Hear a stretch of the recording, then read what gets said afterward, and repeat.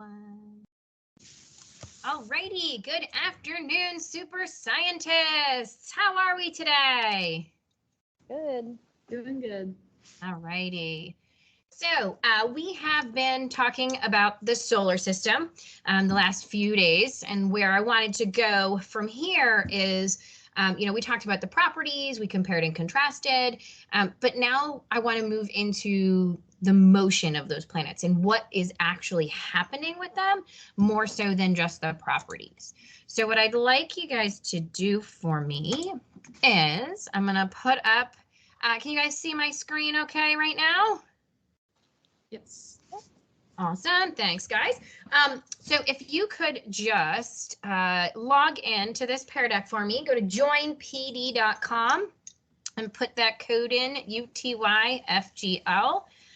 You are welcome to screen share if you want, or you can boot back and forth, whatever you're more comfortable with. Yay. Underwhelmed turnips, yearly form green lemons. Only once a year, I guess, according to Pear Deck here.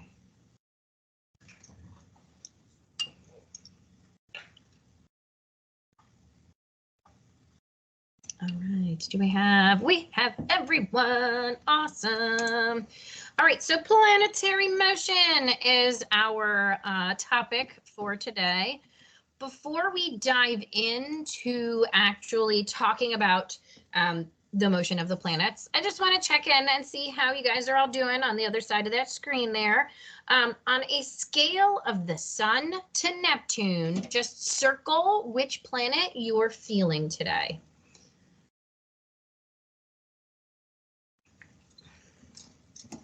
For me, I'll share just so maybe we can kind of get a gist of what I'm looking for here. I'm feeling earthy today, not just because we live on the earth, because that might be, a cop-out for an answer, but I'm feeling very temperate, right? In a nice medium space, not too hot, not too cold, not too stressed out, just kind of going with the flow, not too Saturn. Earth, another earthly friend. Yay! Venus. Uh-oh. The Venetian atmosphere, my friends, if we remember, is very hot.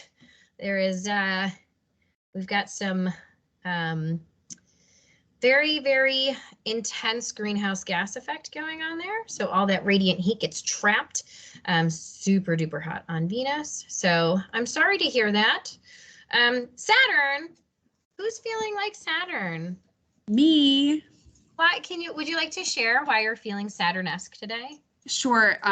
Saturn has rings and it makes it look like Saturn's wearing a crown, and I feel like a queen today. So. Oh, I love that. Thank you, Allison. That makes my heart happy. That's so wonderful. Yes, the rings on Saturn are super cool. And I love that it sounds like a crown. Who's my earthy friend? Who's my earthy twin? Me. Are you feeling temperate as well? I am, but I'm also a little chilly, so I felt like I'm feeling pretty earthy on a day like today. Oh, look at you all bundled up in your coat. Love it. Love it. Gotta be, if you're sitting in front of your screen, you gotta be cozy, right? Mm-hmm. All right. Thank you for sharing, folks. Let's get into the goodies here. Of our planets in our solar system, which one, let's try to remember, which one's the largest?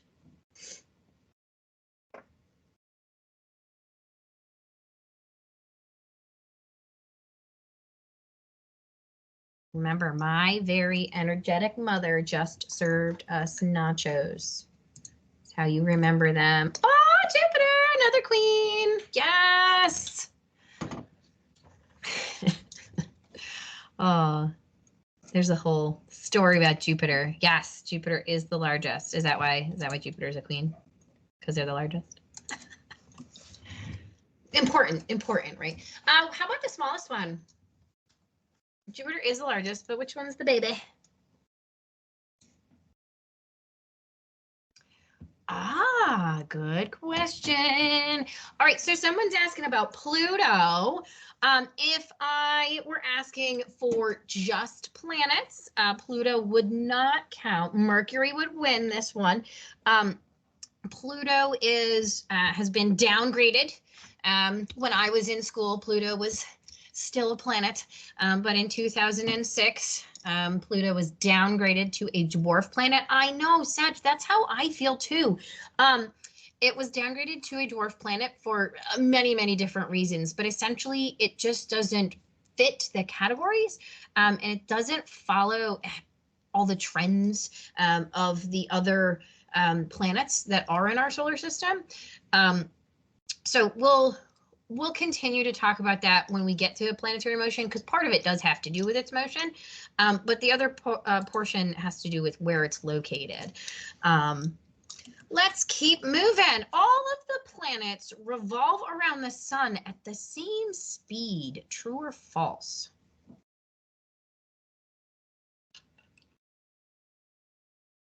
True or false? They all revolve around the sun. Orbit would be another word for that one.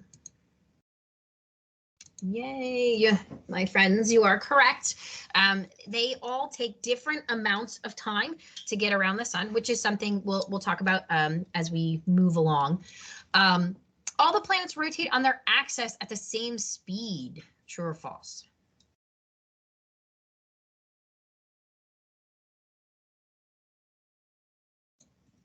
Yay, also false.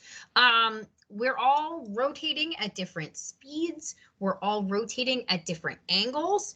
And then there are some planets, none in our solar system, but there are some planets in other solar systems, they're called exoplanets, that actually are what we call tidally locked, which means they aren't even rotating at all. So the same surface is always facing the star, which is pretty cool. All right, so Kepler, I know this was a long time ago, guys. Do you remember, what do you remember about Kepler? What did he contribute to our understanding of astronomy?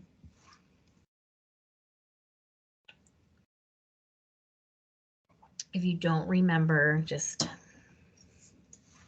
take a shot in the dark. Let's see, laws of planetary motion. He made a law. Kepler's laws. Excellent. Yes. So Johannes Kepler will reignite some brainwaves here.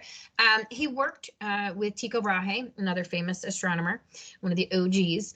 And what Brahe did was he took an exorbitant amount of data, and then Kepler took all that data and plugged and chugged and did a lot of math. But with that math, he was able to come up with these 3 different laws of planetary motion. So before we dive into those, draw me the sun and the path a planet takes around the sun. I know, putting your art skills to the test. It's okay if it's not beautiful art, I promise.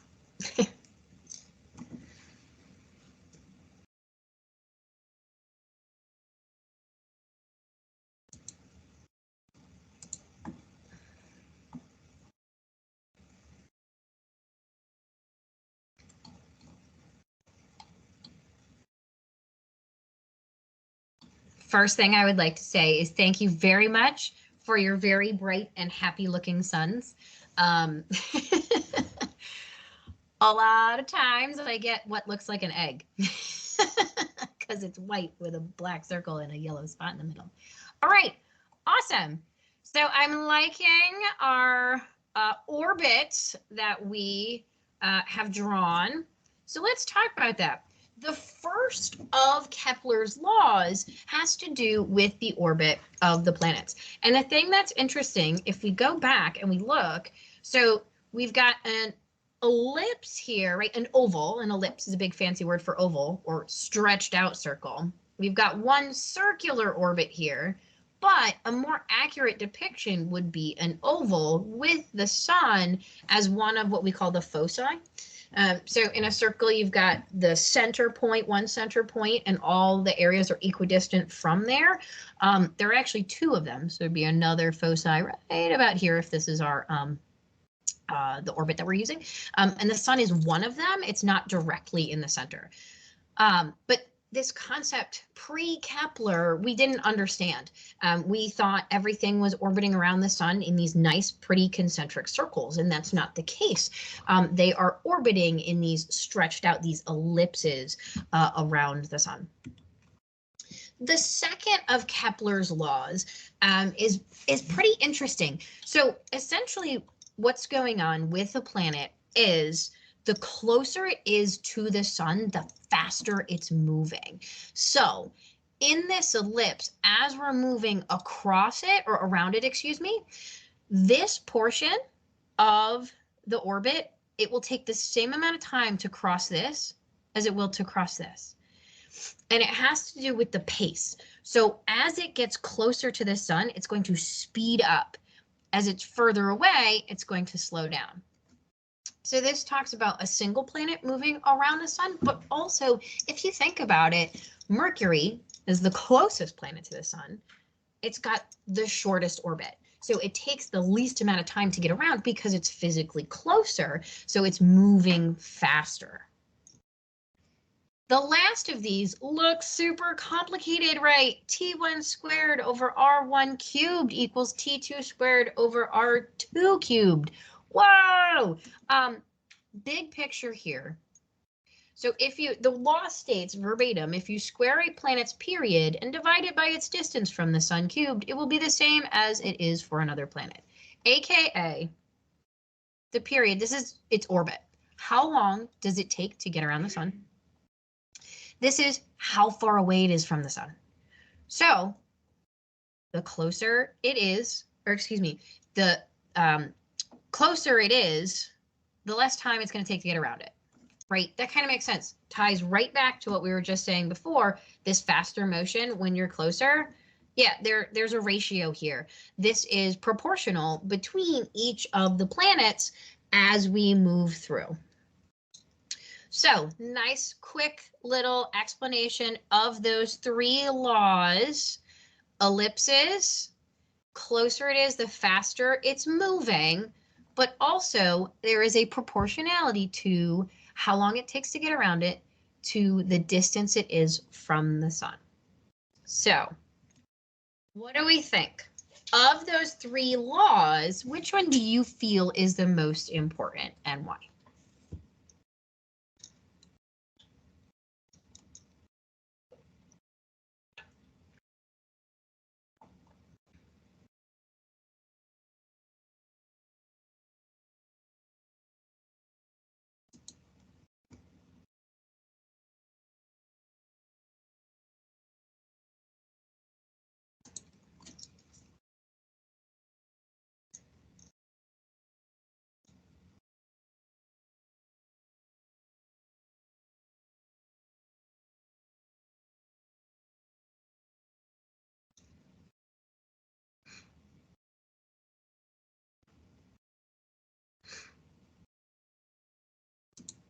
All right. The pull of the sun, because that determines the shape of the orbit. That one's the second one, but the concept, remembering the concept is more important than 1, 2, or 3. Knowing that even though the planets are different sizes, their motion is proportional. Yeah, no, it is really cool that irrelevant of the size, there's still going to be this consistent proportionality. If you plug in the period and the distance from the sun, you're going to have a proportionality. No, that's really cool. And then the second law, the distance from the sun plays a key role in many other factors, such as temperature and orbit. Absolutely, right? How far away it is, this is going to impact so many properties of the planet. And it's also going to impact habitability. So the next unit that we're going to get into when we talk about exoplanets, it's going to play a huge role in that conversation when we get to habitability. All righty, so thank you for your participation in that Pear Deck, my goodness. And we're going to move on.